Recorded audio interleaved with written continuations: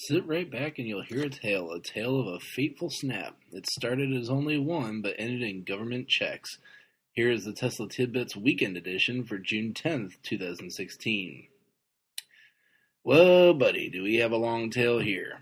Electrek has the best beginning summary, but we have follow-ups from the Tesla team as well as Elon himself. Let's begin with Electrek's fantastic coverage.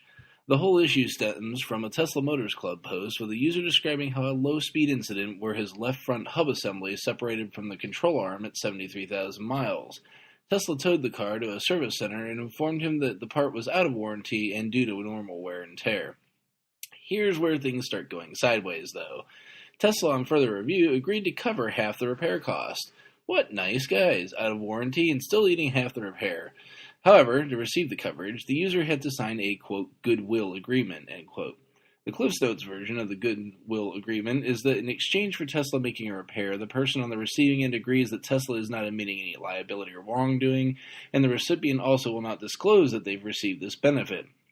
The recipient also releases their right to legal action. In other words, you're signing a boilerplate waiver in exchange for the service and parts received.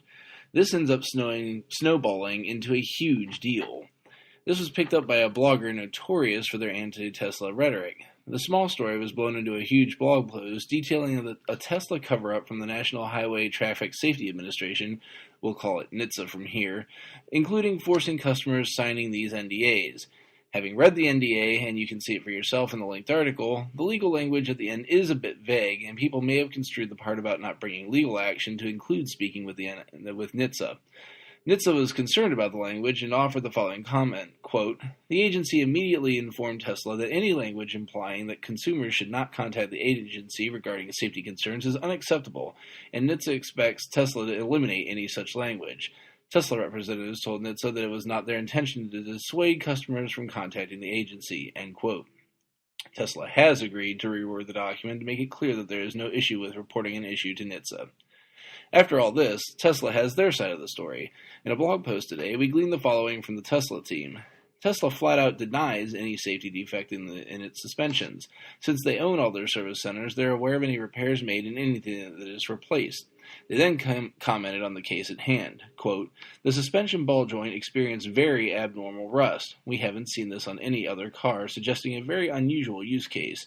The car had over 70,000 miles on it, and its owner lives down such a long dirt road that it required two tow trucks to retrieve the car, one to get the car to the highway and the other to get it from the highway to the service center. When we got the car, it was caked in dirt, end quote. In other words, we have a car in a fairly extreme service condition. NHTSA is not open an investigation, nor even a, quote, preliminary evaluation, end quote, which is the lowest investigatory work done by NHTSA. Tesla, as of April 30th, has fully complied with all NHTSA questions regarding the incident, and NHTSA expects no more of Tesla. NHTSA has not identified any safety issue with the Tesla suspensions. They now go on to describe the goodwill agreement. Tesla says, quote, Tesla has never and would never ask a customer to sign a document to prevent them from talking to NHTSA or any other government agency. That is preposterous, end quote. They then describe it as I have above, that the goodwill agreement amounts to a legal waiver so Tesla doesn't get bitten for performing a good deed. No good deed goes unpunished, though, as they say. Later on in the day, Elon then tweets the following in 3 separate tweets. Quote, NHTSA confirmed today that they found no safety concern with the Model S suspension and have no further need of data from us on this matter. Of greater concern, 37 of 40 suspension complaints to NHTSA were fraudulent, i.e., false location or vehicle identification numbers were used. Would seem to indicate that one or more people sought to create the false impression of a safety issue where none existed. The question is why, end quote. Wow, that was a mouthful for sure, and that's all for today's episode. Links to all the source material for the episode can be found in the description of this show. If you like what you hear every day, please consider supporting the podcast at patreon.com/Tesla Tidbits. If you've got no spare dollars, still, no big deal. Show your support with positive reviews, likes, and subscriptions on your favorite media services. I am on vacation this week, so I'm actually recording this out of my hotel room with my sleeping wife and kids behind me.